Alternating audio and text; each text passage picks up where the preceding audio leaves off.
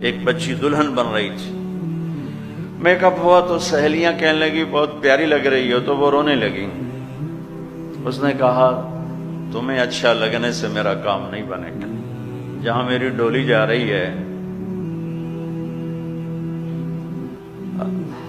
وہ پسند کرے گا تو میرا کام بنے گا۔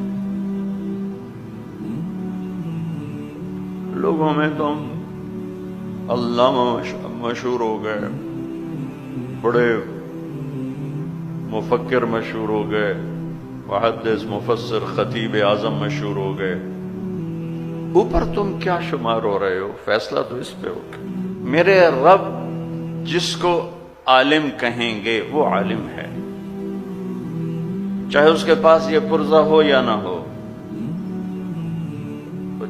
میرا رب جسے ٹھکرائے گا وہ جاہل ہے، چاہے اس کے پاس ساری دنیا کی ڈگریوں کتابوں کے ڈھیر لکھ کر گیا ہو، لاکھوں کے لیے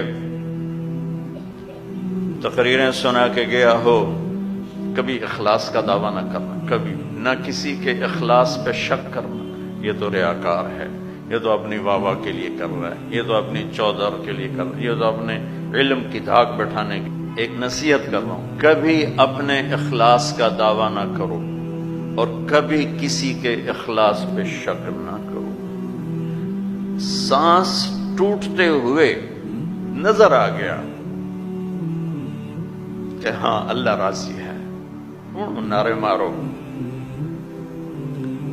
اس سے پہلے میں کیا کہہ سکتا ہوں؟ اور خاص طور پر جو ممبر پر بیٹھ جائے، جس کا مجمع سننے والا بن جائے، تم سب یہ جتنے مہمان بیٹھے ہیں، آپ سب اللہ کے لیے بیٹھے ہوئے۔